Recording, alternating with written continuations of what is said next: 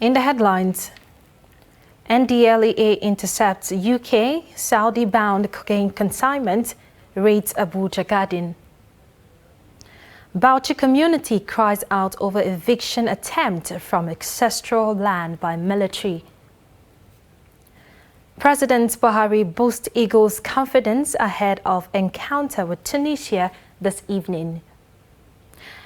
And on the foreign scene, Navy chief resigns over controversial Ukraine comments. Hello and welcome to Trust TV News Updates. I am Martia Umar.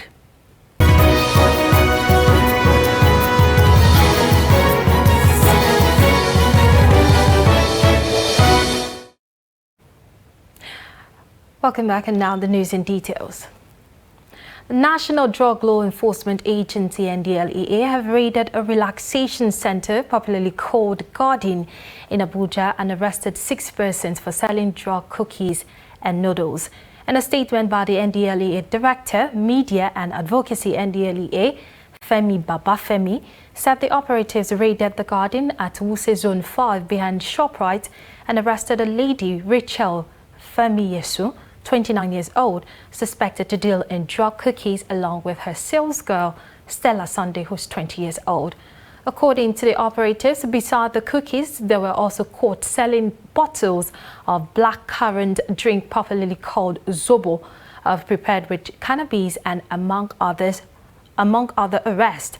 And similarly, the operatives also forwarded attempts to export 1.53 kilograms of cocaine hidden inside hair cream to London, 880 grams concealed inside synthetic hair to Jeddah, Saudi Arabia, and 3 grams of cocaine and 5 grams of cannabis to Cyprus, packed in locally made shoes through 2 major courier companies in Lagos. People of Guru community in Bauchi State have expressed dismay over the planned eviction from their home and farmlands by the Nigerian Army. The community says they are afraid of injustice despite the government intervention in the matter. Guru community met with the representative from the state authority and members of the affected communities. Trust TV's correspondent Abu Imam completes the report. Guru community is situated just 4 kilometers away from the Bauchi metropolis, close to the Shadawanka military barracks. According to the residents of the area, the claims by the Nigerian army is unjustifiable, adding that the community exists about 300 years ago. People of the area lamented that just last year they were instructed by the military authority to evacuate the area with immediate effect.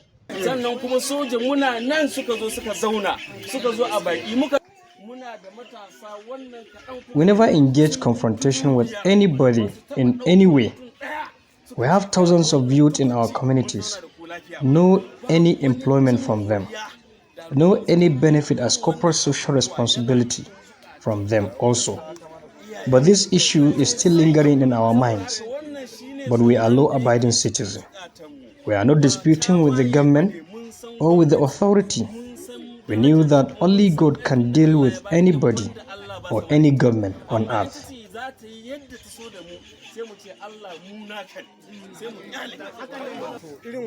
This kind issue of relocation all of a sudden put us in a dilemma, put us in a trauma. I'm one of the victims of blood pressure.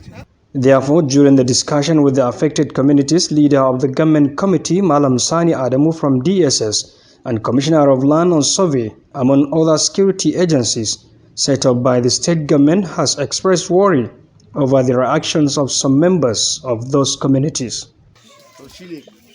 We don't want mayhem or carnage. That is why the governor sent us to talk to you people in this community. That is our mission here. We have no option rather than to go back and tell him the result of this discussion. What the governor told us, he needs peace and tranquility. He doesn't want any resistance from anybody from this community. Earlier, some of the people residing in the affected communities challenged the decision by the Nigerian army to relocate them to somewhere else.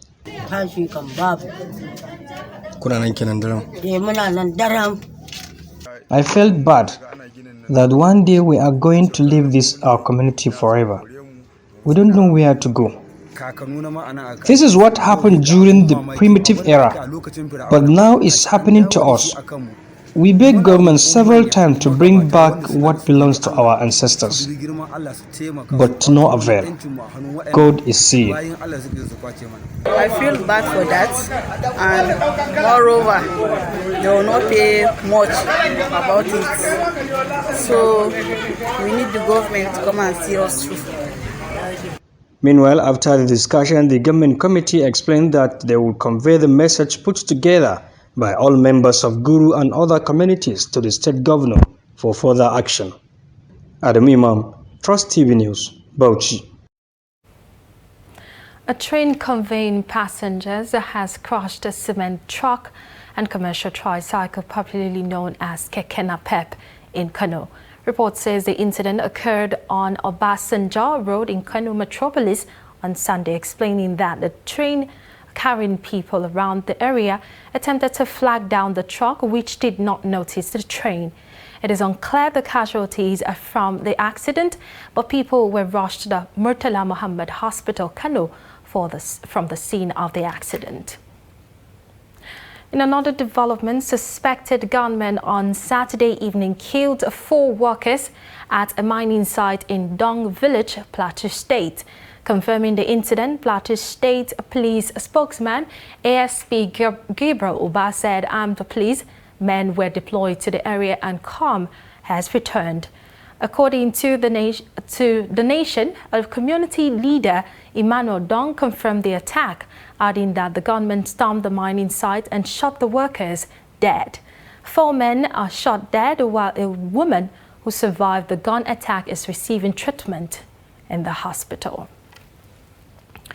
The Benue State Police Command has paraded senior student of El Kanemi Islamic College for slitting the throat of a junior student named Jibril Mato.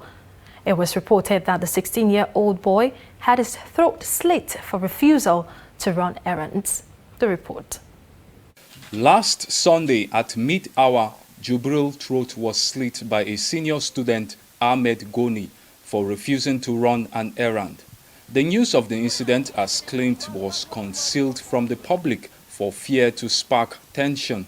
Doctors who battled to save his life said the deep cut took hours to treat and it will take weeks to heal. We put an alternative airway, that is a tube through the neck, and that tube will help assist him in breathing. So when the wound heals, the swelling subsides, then we'll start the cannulation process, that's the process for removal of the tube. Jibril's parents and the school principal were at the hospital to observe his recovery. His guardian wants his stepson to survive, saying justice is already on course. My primary concern is to see that the boy gets recovered. What is it? The thing I want to see, may I know who you are? Then they identify themselves. So I took them in and then I took them to the person in charge. And then I don't know what happened. But they were here. And I'm very sure maybe they are on top of it. The management is have set a committee, and it is also carrying out overhauling of the security system of the school and the hostel system of the school. And I think, inshallah, about 50 years of academic existence, nothing like that had happened. On Friday, the senior student Ahmed Goni was among 51 suspects paraded by the Borno State Police Command for attempted murder. He explained that his parents ignored countless pleas to leave the school, which prompted his action to see if they could change their decision. Then I will go and cut that boy with razor blade. What did he do to you before you cut him? He did not do anything to me. He didn't do anything to you? Yes, because I have seen this boy is small boy, is a small boy. Because the boy is small boy. The state government has set up a 5-man committee to investigate the incident, and it's expected to submit a report after 1 week. Federal Government's College Benue, where bandits invaded and kidnapped scores of students and teachers, is in the spotlight after the second batch of the kidnapped students are released from captivity. Trust TV's Hamza Galadima visited the school to reenact the scene of the incidents, as well as speak to the released teacher, students and their parents. His report. I'm standing right here in the compound of the Federal Government College, Benue, where some few months ago, or precisely 6 months ago, students and some of their teachers were abducted. For the students of the Federal Government College, Benue, it was just like any other examination day until the gunmen in their hundreds came calling at precisely 15 minutes after noon that fateful day. The emergence of the gunmen sent students and their teachers running for safety in all directions in the effort to evade bullets that were flying in all directions. Many of the students and teachers were lucky to escape out of the school premises, but others were not so lucky and took refuge in the newly constructed examination hall, from where the gunmen forcefully took them hostage along with some of their teachers. I am standing here inside the exam hall from where the students were abducted from. Now, you can see this is a piece of paper that was left here. It is paper from the examination that was being held on that day. And from the paper, I can see subject, Financial Accounting Class, SS2, objectives. And it is labeled Federal Government College, Benue. The children were writing this paper when the kidnappers or the gunmen came. Some of the teachers that were there that fateful day recounts their experience in an interview with Trust News in the premises of the school. Really, we were at our section, staff nursery and primary school. So we don't know what is happening. We only saw people running, that the bandits have came in. So from there we decided to take a refuge. There's not any other option except the big hall that was recently built. They took all of us that were in the hall to the main gate there. It was there they were able to take those that they could take. Because when we got there, the big boss there, they asked us, where is the driver? We say none of the driver was around. So there was a parent that came with a helos, so he decided to because of the incident, he left the helo there with the kids. So they took that helo and they packed those they could pack. Even my wife was among those they took. They went with her. So I too narrowly escaped because they asked me to climb their bike. I climbed it 3 times. When I climbed it, they would tell me to drop down. That was how I was left behind. But those bandits, they penetrate all places. They ran after the student. On my way to try to escape, I come in contact with one. We drag gun together. He's trying to shoot. So I raised the gun up. My phone fall down. He took my phone. Then there's a security that ran after him. From there, he picked my phone. Then he ran with the phone. Then I escaped inside the library. So they see a staff running towards this exam hall. He lie down. They follow him because he wear jeans and other top shirt. They were thinking he's one of the Mopu. But when they searched him, they did not see any gun with him. I was far distant observing what was happening here. Some of them go and sit down on the pavilion watching, asking they should hito now. Students are running eta to save their life. There's a person, one of the store man, escaping the student to this big exam hall. Many students were being saved while some run to the staff quarters, some run inside the library with some teacher. Teacher tried their all means, but students could not keep their mouth shut. Engineer Atahiru Benue is a father to one of the students captured by the bandits, and in this interview recalls when the news was broken to him about the kidnap of his child. Well, it would take a longer time to express my reaction, honestly, because I received a phone call from my wife that this is what is happening in Yaouri. So I thought it was a drama. Not until when this bandit sent us a picture. Then immediately they sent the pictures. I saw my boy among. Honestly, I fainted. Honestly, I could not eat about 2 days. It was when my friends and relatives came to plead on the incidents, begging me to have something to eat before I got something to eat. All efforts to get some of the now released students was not successful, as many of them were not available at the time of this report. However, I was able to speak to 2 of them on their experience, which they describe as horrific, but also commended the Kebbi State government for its role in their release and the medical attention they received when they finally came back home. The 2 students also expressed hope that the remaining 16 students still being held hostage will soon regain their freedom.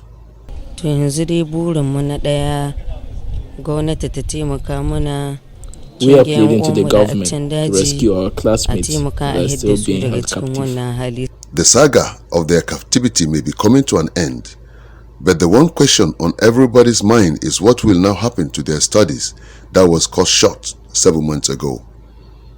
Hamza Galadi Mazuru, Trust TV News from Benue, Kebbi.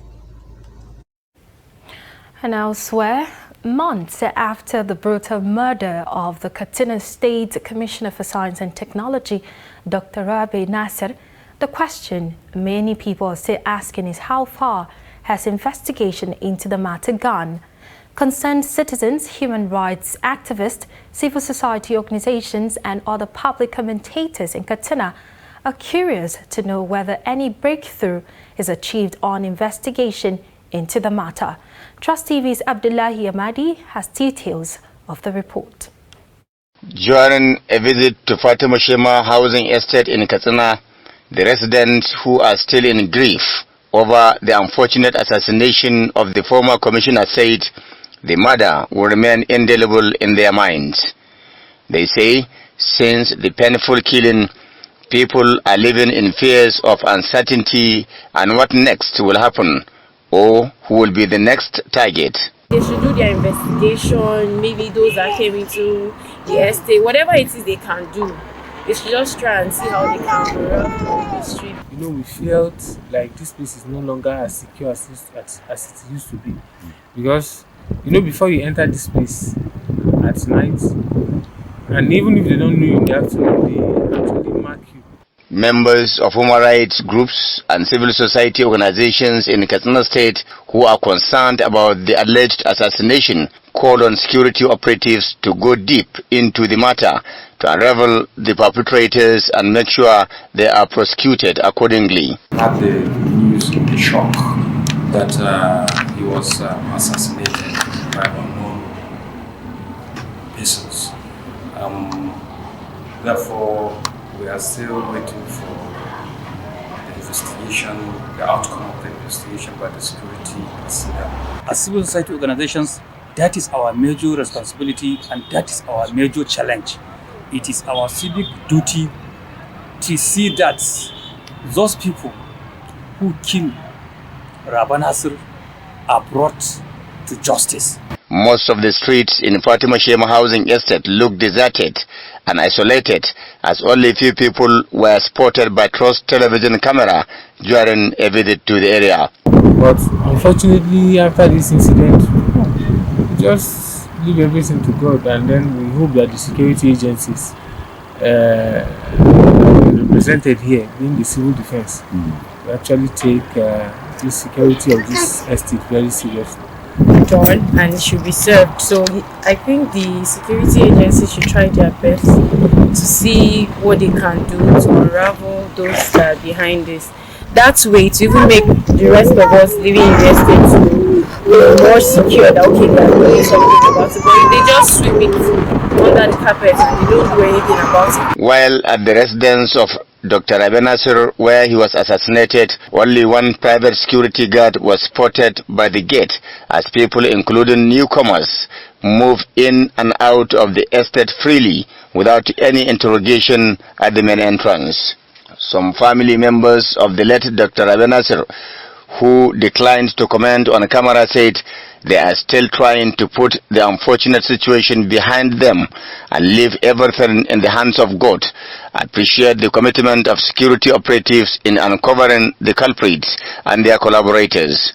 Sources close to Katsina State Police Command confirmed that several arrests have been made beside that of the immediate past Permanent Secretary of the Ministry of Science and Technology, Alhaji Yusuf Muazu. The source also confirmed that the watchman and the cook to the former commissioner were arrested and are being investigated, beside several arrests made in connection with the gruesome murder. The Police Public Relations Officer, Katsina State Police Command SP Gambo Isa, who chose to comment only on the efforts being made by securities towards bringing the suspected assassins to justice, remain adamant on the number of people arrested and their level of involvement into the matter.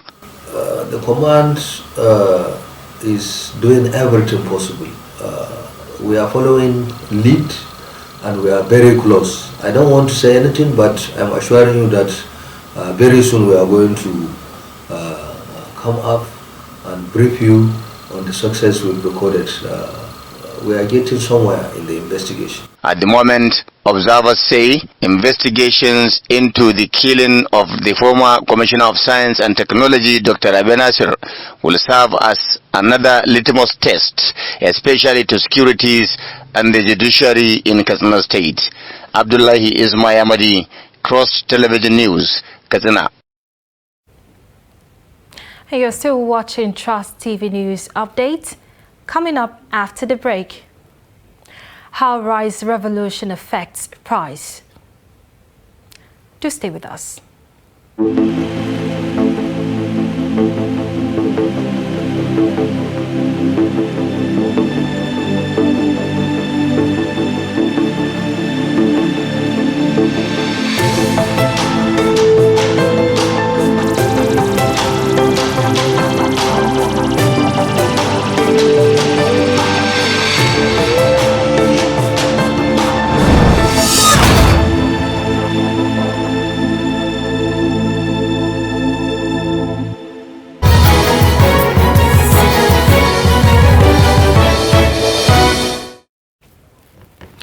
Welcome back. Thank you for staying with us. You're still watching the news update on Trust Television. Let's take a look at some of our major stories. We told you that operatives of the National Drug Law Enforcement Agency have raided a relaxation center, popularly called Garden, in Abuja, and arrested 6 persons for selling drug cookies and noodles. And people of Guru community in Bauchi State have expressed dismay over the planned eviction from their homes and farmlands by the Nigerian army. And moving on to more news, Nigeria's Center for Disease Control (NCDC) says 29 people tested positive for coronavirus on Saturday. The figure in the country's lowest single-day count since November 19, 2021, when 23 cases were reported. In its latest update, NCDC says the positive cases of coronavirus came from 3 states. According to the agency, 40 persons recovered from the infection, while 225,946 people have now been discharged. No death is recorded from COVID-19 complications, leaving the death toll at 3,124. Meanwhile, the Lagos State government says the consistent decrease in COVID-19 cases indicates the end of the pandemic's 4th wave in the state. Given a situation update via Twitter, the State Commissioner for Health, Akin Abayomi, said there is a reduction in positivity rates from 29.3% recorded on December 21, 2021 to 1.9% as of January 20, 2022. And on to business news. The price of rice remains where it is, even after launch of Rice Revolution by President Muhammadu Buhari on Tuesday in Abuja. The President Muhammadu Buhari said that the price of rice in the Nigerian market is expected to fall as the country launches 13 pyramids of rice paddy Trust TV's Fatima Musa visit Wise and Utako markets to sample the price of rice. The Anchor Borrowers Program, ABP, launched since 2015, is expected to catalyze the agricultural productive base of the nation, particularly rice production. Consistent with this, last Tuesday, President Buhari launched Rice Revolution in Abuja, where he commended the Central Bank of Nigeria for its effort at providing the country's farmers with ready buyers of their produce. The president acknowledged that the rice revolution will curb massive rice smuggling. However, few days after the epoch-making launch, sellers and buyers of rice say price vary in the markets. You know, when the current administration took over, we expected to, it's long overdue though, because we expected that before the inbound importation of rice and the commodities, they should have stocked enough that will serve for masses, for enough like 3 to 4 years before inbound importation of foreign rice. But now, thank God, we're ahead of this now, and we pray that it will affect the market and the price of things will be get down. Because, you know, Nigeria, the cost of living is high. I cannot tell you that people are barely surviving because of the cost of living, because of the prices in the market. You know, what we are getting, or the rumor we are hearing, is that the rice will be into the market. So it's a nice one, but I don't think if the rice is being introduced to the market, it won't help. I don't think it will bring the cost of the normal rice in the market down, because that one is from the federal government. So we still have local rices. We have a local firm that produces rice, and we still have the foreign rice. So bringing that pyramid rice to the market, I don't think it will solve anything.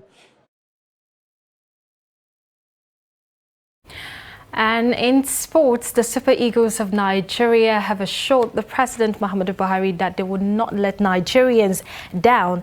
They gave the assurance on Sunday morning while speaking with the President via a video conference from the presidential villa Abuja during a pep talk ahead of their second round match against Tunisia on Sunday in ongoing African Cup of Nations. The president urged the Super Eagles to continue making Nigerians happy, not only by winning the second round match, but to eventually lift the trophy. Meanwhile, interim coach Austin Eguavon described the president's pep talk as a morale booster. And Honorable Minister, we really appreciate your work. Our Presido, we really thank you. We're hoping to see you later so that you'll come to the hotel to celebrate with us after the game. I much appreciate your efforts, and I assure you that the federal government is supporting you within the resources available. You are doing the nation proud. Thank you very much indeed. And that wraps up Trust TV's news updated this hour. Don't forget to follow us on our social media platforms. I am Martia Umar. Thank you for watching.